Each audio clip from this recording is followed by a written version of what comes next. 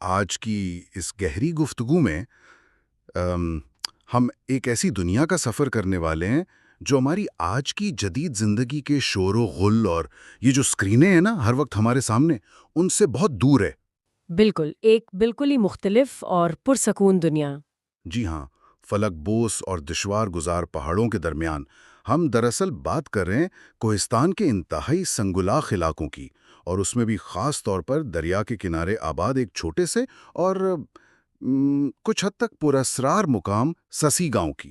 سسی گاؤں، یعنی یہ نام سنتے ہی ذہن میں ایک بہت ہی کٹھن لیکن قدرت سے جڑی ہوئی زندگی کا تصور آتا ہے۔ ایسا ہی ہے، اور اس تفصیلی جائزے کا مقصد صرف ایک علاقے کی سیر کرنا نہیں ہے، بلکہ ہم یہ کھوج لگانا چاہتے ہیں کہ انسان کیسے، یعنی اتنے سخت اور ناموافق حالات میں بھی قدرت کے ساتھ اتنی شاندار ہم آہنگی پیدا کر لیتا ہے۔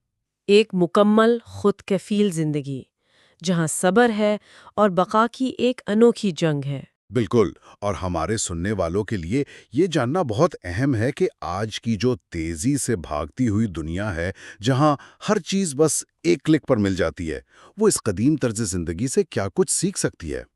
اور یہاں بات واقعی بہت دلچسپ ہو جاتی ہے۔ ہاں، وہ جو دریا کے کنارے والا راز ہے۔ جی وہی، ان پہاڑوں کا سینہ چیر کر جو انتہائی خیز و غضب سے دریا بہتا ہے نا، اس کی ریت میں صدیوں سے ایک راز چھپا ہے، ایک ایسی چیز جس نے ہمیشہ انسان کو اپنی طرف کھینچا ہے، اور وہ ہے خالص سونا۔ اور یہ شروعات اس پورے خطے کے مزاج کو سمجھنے کے لیے بہترین ہے۔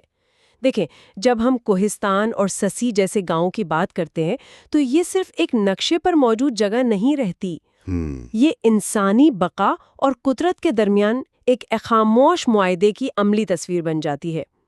اور یہ جو سونے کی تلاش کی روایت ہے نا، یہ صرف پیسے کمانا نہیں ہے، یہ انسانی نفسیات اور فطرت کے رشتے کی بہت گہری کہانی ہے۔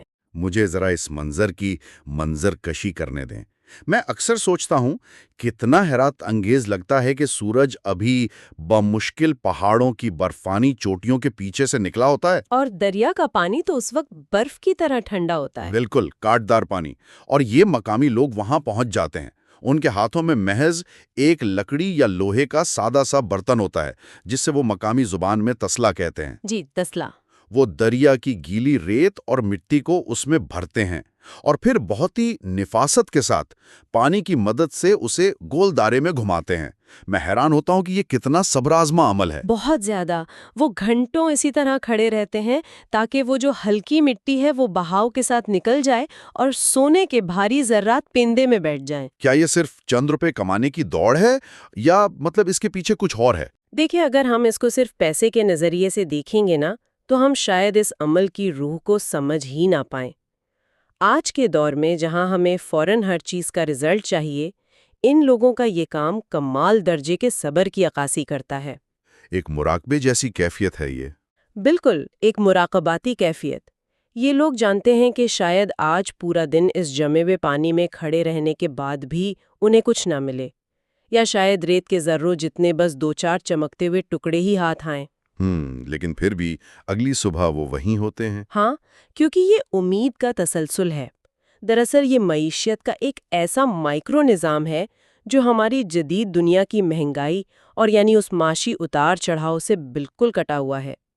وہ قدرت پر بھروسہ کرتے ہیں، راتوں رات امیر ہونے کے بجائے روز کی محنت پر یقین رکھتے ہیں۔ اور سونے کا وہ چھوٹا سا ذرہ جو دھوپ میں چمکتا ہے، وہ بس ایک دھات نہیں ہے، وہ ان کی محنت کا نفسیاتی انعام ہے۔ صحیح کہا آپ نے، جو ان کے اندر کل کے لیے امید کو زندہ رکھتا ہے۔ اچھا، اس سخت محنت کے بعد جسمانی تھکن تو ہوتی ہوگی، تو اس کو دور کرنے کا جو طریقہ اس گاؤں نے اپنایا ہے نا، وہ مجھے کسی بھی جدید ناشتے سے زیادہ دلکش لگتا ہے۔ میں سسی گاؤں کے مشہور کلچوں کی بات کر رہی ہوں۔ آہا، وہ کلچے تو وہاں کی روایتی پہچان ہے۔ ہاں، صبح کے وقت جب دریا پر سرد ہوا چل رہی ہوتی ہے تو گاؤں میں مٹی کے چھوٹے چھوٹے تندوروں کے اندر لکڑی اور کوئلے کی آگ جلائی جاتی ہے۔ گندم کے آٹے میں بس تھوڑا سا نمک اور خمیر ملا کر اسے بڑی مہارت سے گوندا جاتا ہے۔ اور جب ان پیڑوں کو تپتی ہوئی دیوار پہ لگایا جاتا ہے تو وہ خمیر اور آگ مل کر انہیں ایسے پھلاتے ہیں جیسے کوئی جادو ہو رہا ہو۔ اور اس کی جو حسیاتی تفصیلات ہیں وہ کمال ہیں۔ بالکل، وہ دھیمی آگ ان کلچوں کو اندر تک پکاتی ہے، اور یہ صرف ذائقہ نہیں ہے، یہ ہائی کیلری خوراک ہے۔ دن بھر کی مشقت کے لیے انہیں یہی توانائی تو چاہیے۔ اور جب وہ باہر سے خستہ ہو کر کڑک ہو جاتے ہیں نا، اور ان پر وہ سنہرے داغ ابھرتے ہیں، تو ایک سوندھی سی خوشبو پورے گاؤں میں پھیل جاتی ہے۔ تازہ مکھن کے ساتھ، جی، گرما گرم تندور سے نکلے پرلچے اور ان پر گھر کا تازہ مکھن، پگھلتا ہوا مکھن اور خستہ کلچا محض کھانا نہیں ہے، یہ ایک سماجی رواج ہے جو پورے خاندان کو صبح صبح ایک جگہ جوڑ دیتا ہے۔ لیکن یہاں ایک تلخ حقیقت بھی ہے۔ یہ جو قدیم روایات ہیں، یہ سکون اور خود کفالت، یہ سب اب ایک بہت بڑے امتحان سے گزر رہے ہیں۔ آپ کوہستان کے علاقے میں ہونے والی اس زبردست تبدیلی کی بات کر رہی ہیں نا، خاص طور پر داسو اور اس کے قریبی علاقوں میں۔ جی ہاں، وہاں بڑے ڈیمز کی تعمیر کے لیے حکومت کی جانب سے زمینیں لی جا رہی ہیں۔ یہ اس خطے کا سب سے بڑا اور پیچیدہ مسئلہ ہے۔ دیکھیں، پانی ذخیرہ کرنے اور بجلی بنانے کے یہ منصوبے ملک کے لیے تو بہت ضروری ہیں، ترقی کی علامت ہے، لیکن مقامی سطح پر یہ ایک بہت بڑا سماجی اور ثقافتی زلزلہ لے کر آتے ہیں۔ لوگوں کو آبائے زمینوں سے دوسری جگہوں پر منتقل کیا جا رہا ہے۔ لیکن ذرا رکیے، کیا ہم ان لوگوں کو بس ایک ثقافتی میوزیم کا حصہ بنا کر رکھنا چاہتے ہیں؟ میرا مطلب ہے، کیا ان کا حق نہیں کہ وہ بھی جدید سہولیات، پکی سڑکوں اور اچھے ہسپتالوں تک پہنچیں؟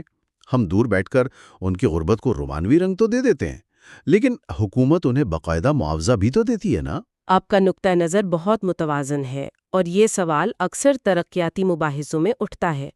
یہ سچ ہے کہ ملک کو توانائی چاہیے اور ڈیمز ناگزیر ہیں، اور قانونی طور پر حکومت انہیں پیسے بھی دیتی ہے۔ لیکن مسئلہ کچھ اور ہے۔ مسئلہ صرف پیسوں کا نہیں ہے۔ جب آپ کسی پوری کمیونٹی کو ان کی زمین سے بے دخل کرتے ہیں تو آپ صرف گھر نہیں گراتے، آپ ان کا پورا سماجی تانا بانا بکھیر دیتے ہیں۔ یعنی ان کا وہ قدرتی ہنر چھن جاتا ہے۔ بالکل، ایک خاندان جو صدیوں سے ایک خاص چشمے کا پانی پی رہا تھا، دریا پر سونا ڈھونڈ رہا تھا، جس کے اپنے باغات تھے، جب وہ شہر کے کسی پلاٹ پر منتقل ہوتا ہے تو وہ اپنا روزگار اور وہ جینے کا طریقہ ہمیشہ کے لیے کھو دیتا ہے۔ ماہرین عمرانیات اسے ایک بہت بڑا ثقافتی المیہ کہتے ہیں۔ پیسے مل جانے سے محلے داری اور وہ صدیوں پرانا رہن سہن واپس نہیں آ سکتا۔ یہ واقعی ایک بھاری قیمت ہے جو ملک کی ترقی کے نام پر ادا کی جا رہی ہے۔ جی، زمین کا کھونا صرف مٹی کا کھونا نہیں، ایک پوری پہچان کا مٹ جانا ہے۔ تو اس سے پہلے کہ یہ علاقے پوری طرح بدل جائیں، کیوں نہ ہم ان خزانوں کی بات کریں جو اس زمین کو اتنا قیمتی بناتے ہیں، کیونکہ سونے کے علاوہ بھی بہت کچھ ہے۔ اوہ، بہت کچھ۔ ان بلند پہاڑوں کا سینہ چیر کر جو پتھر نکلتے ہیں، وہ بھی تو کسی معجزے سے کم نہیں۔ میں نے اس پر کافی پڑھا ہے کہ یہاں سے انتہائی اعلیٰ معیار کا گرینائٹ، ماربل اور سیمی پریشس پتھر نکالے جاتے ہیں۔ در حقیقت کوہستان کی یہ پوری پٹی ارضیاتی اعتبار سے ایک بہت بڑا خزانہ ہے، اور مزے کی بات یہ ہے کہ یہ پتھر نکالنے کا کام کسی بڑی غیر ملکی کمپنی کی بھاری مشینوں سے نہیں ہوتا۔ مقامی لوگ خود کرتے ہیں؟ جی، مقامی لوگوں کی چھوٹی مشینوں اور ان کے اپنے ہاتھوں کی محنت سے ہوتا ہے۔ ان دشوار گزار پہاڑوں پر چڑھ کر ایک خاص زاویے سے پتھر کو کاٹنا اور پھر اسے نیچے لانا، یہ انتہائی خطرناک کام ہے۔ اور پھر ان پتھروں کی تراش خراش کر کے عمارتوں، سووینئرز اور آرائش کے سامان میں بدلا جاتا ہے۔ میں نے ان کی چمک اور مضبوطی دیکھی ہے، یہ تو دنیا بھر میں اس علاقے کی پہچان بنتے ہیں۔ بالکل، ایسا لگتا ہے جیسے پتھروں میں جان ڈال دی گئی ہو۔ لیکن قدرت نے اس زمین کو صرف پتھروں تک محدود نہیں رکھا۔ جب میں خوراک اور زراعت کی طرف دیکھتی ہوں تو مجھے بڑی حیرت ہوتی ہے کہ ان پتھریلے اور بظاہر بنجر پہاڑوں کے بیچ سرسبز باغات ہیں۔ اور وہ بھی اعلیٰ ترین معیار کے میوہ جات کے باغات، خربوزے، بادام، اخروٹ اور کشمش، اور خاص طور پر چلاس اور اس کے آس پاس کے چلغوزے کے جنگلات، یہ مجھے بہت متوجہ کرتے ہیں۔ کیا آپ بتائیں گے کہ ان بڑے بڑے درختوں سے چلغوزہ نکالنے کا اصل طریقہ کیا ہے؟ یہ عام پھل توڑنے جیسا تو نہیں ہوتا؟ بالکل نہیں، یہ باقاعدہ ایک فن ہے جو نسل در نسل چلتا آ رہا ہے۔ جون سے ستمبر کے درمیان ان کی کٹائی ہوتی ہے۔ یہ دیوا ہیکل درخت ہوتے ہیں، شاخیں سیدھی اور بہت پھسلن والی۔ بغیر کسی جدید سیفٹی کے چڑھتے ہیں وہ؟ ہاں، مقامی نوجوان صرف رسیوں اور اپنے باڈی بیلنس کے بھروسے ان کی چوٹیوں تک پہنچ جاتے ہیں، اور پھر وہاں سے چلغوزے کے جو کونز ہوتے ہیں نا، جنہیں مقامی زبان میں مخروطی پھل کہتے ہیں، ان کو بڑی احتیاط سے کاٹتے ہیں۔ احتیاط اس لیے کیونکہ اگر وہ کون نیچے گر کر ٹوٹ گیا تو اندر کا بیج خراب ہو سکتا ہے۔ بالکل، اور اس کے بعد کا جو مرحلہ ہے وہ اور بھی دلچسپ ہے۔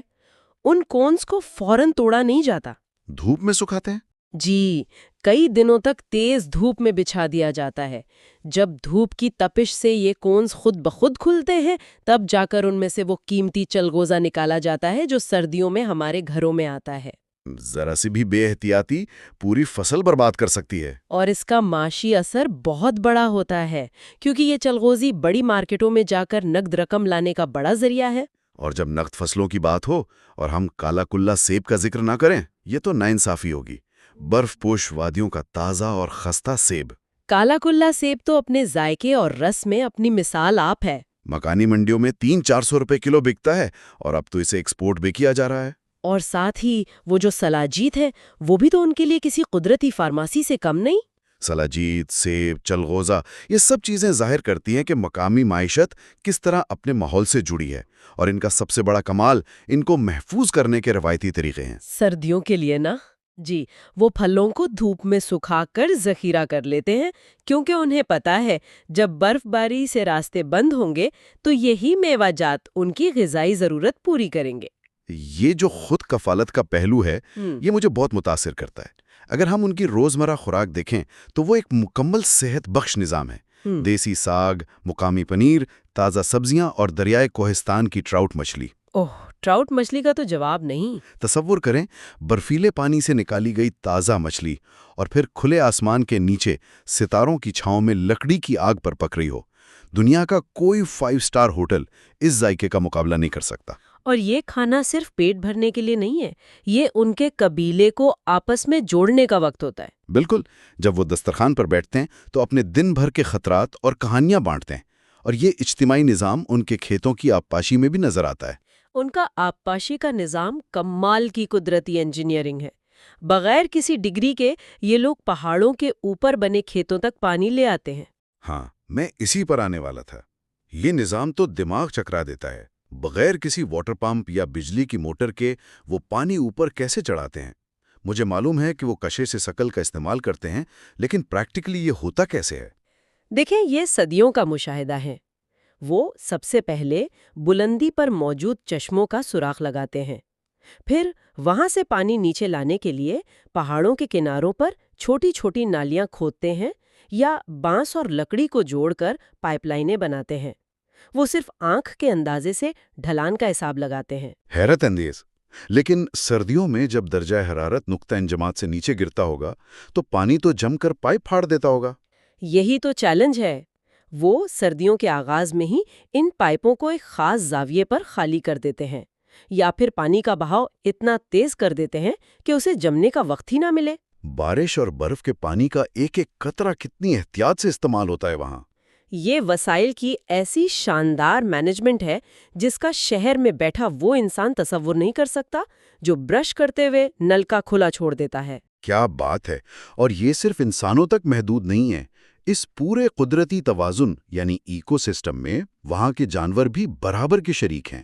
بالکل، ہمالیائی منال جیسے پرندے اور وہ پہاڑی بکریاں، مارخور اور بکریاں جو بالکل سیدھی چٹانوں پر چلتی ہیں، یہ سب بدلتے موسموں کے ساتھ خود کو ڈھالنے کے بے تاج بادشاہ ہیں۔ گرمیوں میں ہریالی اور چشمے، لیکن سردیوں میں جب آبشاریں جم جاتی ہیں تب بقا کی اصل جنگ شروع ہوتی ہے۔ اور اس جنگ کو جیتنے کے لیے وہ گرمیوں میں ہی تیاری کر لیتے ہیں۔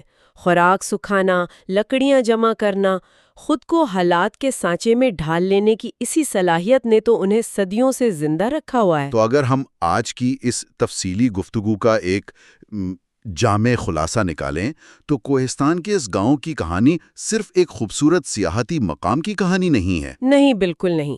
یہ قدرت کی فراوانی، انسانی محنت اور خود کفالت کی لازوال داستان ہے۔